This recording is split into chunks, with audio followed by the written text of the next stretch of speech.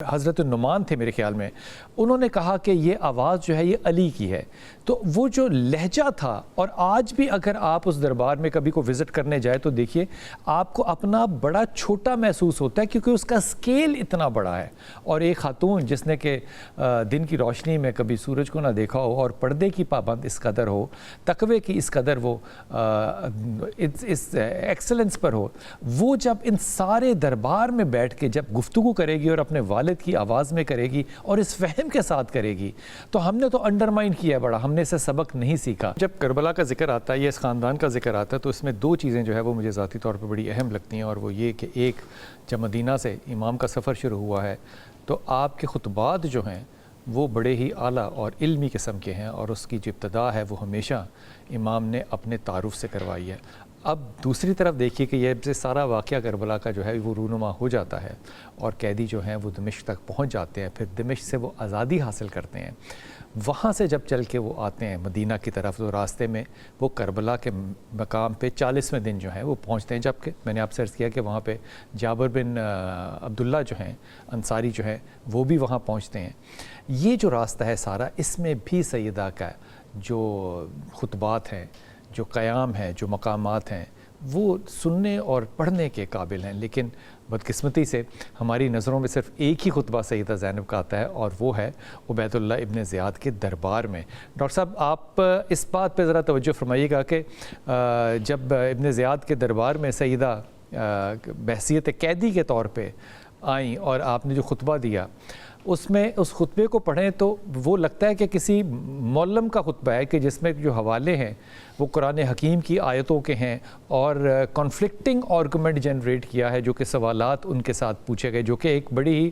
کیا کہنا چاہیے، ایک ایسی انٹلیکچول بحث ہے جو کہ عام آدمی جو ہے وہ شاید نہ کر سکے۔ آج کے دور میں بھی اس کے جواب شاید ایک عام آدمی نہ دے سکے، لیکن سب سے زیادہ جو مجھے دل کے قریب بات لگتی ہے وہ یہ کہ وہ جو صحابی تھے، حضرت نعمان تھے میرے خیال میں، انہوں نے کہا کہ یہ آواز جو ہے یہ علی کی ہے۔ تو وہ جو لہجہ تھا، اور آج بھی اگر آپ اس دربار میں کبھی کو وزٹ کرنے جائے تو دیکھیے آپ کو اپنا بڑا چھوٹا محسوس ہوتا ہے، کیونکہ اس کا سکیل اتنا بڑا ہے۔ اور ایک خاتون جس نے کہ دن کی روشنی میں کبھی سورج کو نہ دیکھا ہو، اور پردے کی پابند اس قدر ہو، تقوی کی اس قدر وہ اس ایکسلنس پر ہو، وہ جب ان سارے دربار میں بیٹھ کے جب گفتگو کرے گی اور اپنے والد کی آواز میں کرے گی اور اس فہم کے ساتھ کرے گی، تو ہم نے تو انڈرمائن کیا ہے بڑا، ہم نے اسے سبق نہیں سیکھا۔ لیکن یہ جو خطبہ ہے اس دربار کے اندر، ڈاکٹر صاحب اس پہ توجہ فرمائیے کہ اس خطبے کی جو چیدہ چیدہ موٹی باتیں ہیں وہ کیا ہیں؟ یقیناً دیکھو جناب زینب سلام اللہ علیہ آغوش امیر المومنین کی پروردر تھیں، فصاحت و بلاغت میں جن کا پوری کائنات میں کوئی ثانی نہیں ہے، اور پھر آغوش زہرا سلام اللہ علیہ میں تربیت پائی، جنہوں نے اپنے بابا کے اصحاب کے دربار میں وہ تاریخی خطبہ دیا کہ دنیا آج تک ورطہ حیرت میں گم ہے۔ لیکن جناب زینب سلام اللہ علیہ کا خطبہ اور پھر مختلف خطابات کربلا میں، کربلا سے کوفہ تک، کوفہ سے پھر مختلف شہروں میں، اور مختلف شہروں سے ہوتے ہوئے بازار دمشق میں، اور پھر بازار دمشق سے پھر دربار دمشق میں، یقیناً یہاں پر بڑے بڑے جگر گردے والے جو ہیں وہ خطبہ نہیں دے سکتے، بات نہیں کر سکتے، لیکن بی بی کا لب و لہجہ اتنا گرجدار اور اتنا پر اعتماد تھا ان تمام مقامات پر کہ اہل دربار میں خاموشی چھا جاتی تھی، اور کسی کو بولنے کی، آواز بلند کرنے کی، حتیٰ کہ سانس بھی اس طرح لیے جاتے تھے جیسے کہ کوئی یہاں پر موجود نہیں ہے۔ یہ خطبے دے کر اپنی ہیبت، اپنی فصاحت بلاغت بھی بتائی، اپنی حقانیت بھی بتائی۔ اور میں یہ کہا کرتا ہوں کہ کربلا کے شہداء ہیں، لیکن جناب زینب کربلا کی شہیدہ بھی ہیں، کربلا کی شاہدہ بھی ہیں۔ آپ نے کربلا میں ہر شہید کو تیار کر کے بھیجا، اور پھر ہر شہید کے لاشے پر گریہ بھی کیا، اور اس لاشے کا استقبال بھی کیا، وہاں بھی خطبات دیے، اور خاص طور پر ابن زیاد اور یزید کے دربار میں جو آپ کے خطبات ہیں، خصوصاً یزید کے دربار کا وہ خطبہ کہ جس میں ایک طرف آپ کے بھائیوں بھتیجوں بانجوں کے سر نوک نیزہ پر ہیں، ایک طرف ایک بھتیجا اور پوتا جو ہے وہ کڑیوں اور بیڑیوں میں پابند ہے، اور ایک طرف بے غیرتوں کا ہجوم ہے، اور پوری دنیا کے سفراء وہاں پر موجود ہیں، کوئی ایک عام نہیں ہے۔ ایسے مجمع میں جب یزید سے کسی سفیر نے یہ پوچھ لیا کہ یہ کون قیدی ہیں، تو اس بے غیرت نے کہا کہ یہ ہمارے دشمن تھے اور یہ نماز نہیں پڑھتے تھے اور یہ باغی تھے۔ لفظ باغی کا سننا تھا کہ اس وقت جناب زینب سلام اللہ علیہا نے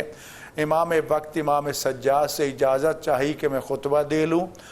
اور پھر اس وقت دوسری جو یزید نے بکواس کی تھی وہ یہ طنز کیا تھا کہ زینب یہ بتاؤ کہ خدا نے آپ کے ساتھ کتنا اچھا کیا ہے کہ آج تم قیدی بن کے ہمارے دربار میں کھڑی ہو۔ تو بی بی نے بجائے اس کے کہ اس طنز سے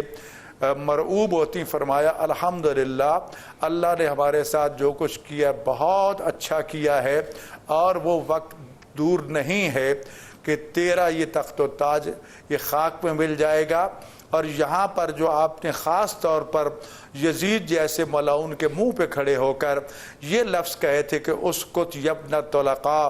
اے ہمارے آزاد کردہ غلاموں کی اولاد اپنی بکواس بند کرو، کیونکہ عرب کا یہ رواج تھا کہ جنگوں میں جو لوگ گرفتار ہو جاتے تھے وہ قیدی بن جاتے تھے، اور فتح مکہ کے وقت پورا مکہ جو تھا پر رسول اکرم صلی اللہ علیہ وآلہ وسلم کا عرب کے قوانین کے مطابق قیدی بن چکا تھا۔ اس وقت آپ نے پوچھا تھا کہ تمہارے ساتھ کیا سلوک کیا جائے، تو کسی نے کچھ کہا کسی نے کچھ کہا، لیکن اس وقت رسول خاتم کریم رسول نے یہ فرمایا تھا کہ نہیں جاؤ انتم طلقاء، تم آزاد ہو۔ یہ وہ لفظ تھے جو حضرت یوسف علیہ السلام نے اپنے بھائیوں کے لیے، جب ان کو معلوم ہو گیا کہ یہ ہمارا بھائی یوسف ہے جس کے ساتھ ہم نے کیا سلوک کیا تھا، تو اس کے بعد یہ لفظ کہے تھے۔ رسول اللہ نے بھی یہی لفظ کہے تھے، لیکن آزادی تو دے دی، لیکن عرب رواج کے مطابق آزاد کردہ غلام اور غلاموں کی اولاد کی اصطلاح باقی رہی۔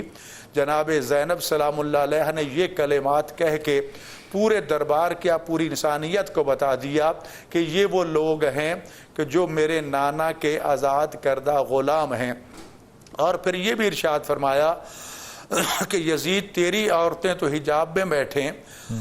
اور رسول اللہ کی بیٹیاں اور نواسیاں جو ہیں وہ سر ننگے تیرے دربار میں کھڑی ہوں،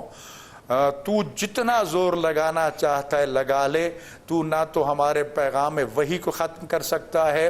نہ ہی اس کلمہ خیر کو ختم کر سکتا ہے۔ اور اسی طرح اس بے غیرت نے جب اپنے درباری خطیب کو یہ کہا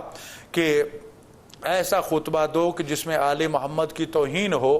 اس بے غیرت نے جب آل محمد کی شان میں گستاخی شروع کی تو اس وقت کڑیوں بیڑیوں میں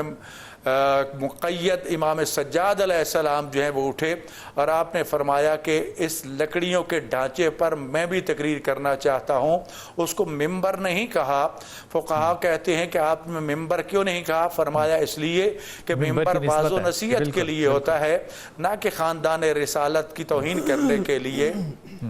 تو اس وقت اس خطبہ جب جاری کیا اور اسے توہین جاری کی تو درمیان میں امام حسین کے بیٹے سجاد نے اس کے کلام کو کاٹ دیا اور کہا کہ میں بھی خطبہ دینا چاہتا ہوں۔ نہیں چاہتا تھا یزید کے خطبہ دے، لیکن یزید کے بیٹے خود معاویہ نے کہا تو قیدیوں سے ڈر رہا ہے، وہ بھی عورتیں جن کے پیاروں کے سر نوک نیزہ پر ہیں، یہ تیرا کیا بگاڑ لے گا؟ تو وہ کہتا ہے تو اس خاندان کو جانتا نہیں، یہ فصاحت و بلاغت کا وہ پیکر ہیں کہ ان کے کلمات اگر زبان سے نکلے تو یہ پوری دنیا میں ہمیں ذلیل و رسوا کر کے دے دیں گے، لے کر رکھ دیں گے۔ بلکہ جب مجبور ہوا تو امام سجاد کو خطبہ دینے کی اجازت ملی، اور آپ اس منبر پر جب آئے تو خدا کی حمد و ثنا کے بعد یہ کلمات کہے کہ وہ دربار والو جو مجھے جانتے ہو وہ تو جانتے ہو، جو نہیں جانتے میں تمہیں بتایا دیتا ہوں میں کون ہوں۔ جو ہی آپ بولے اور آپ کا لب و لہجہ اہل شام کے کانوں پر پڑا تو ایک دوسرے کو دیکھ کے کہتے ہیں یہ تو کوئی عام قیدی نظر نہیں آ رہا جس میں اتنی جرأت، حوصلہ، بے باکی کہ اپنے مقتولوں، اپنے شہیدوں اور اپنے قیدی ماؤں بہنوں بیٹیوں کے سامنے بھی اتنی جرأت سے خطبہ دے رہا ہے، اور اس کا لب و لہجہ یہ بتا رہا ہے کہ یہ کوئی عام نہیں بلکہ یہ ہاشمی خاندان سے تعلق رکھتا ہے،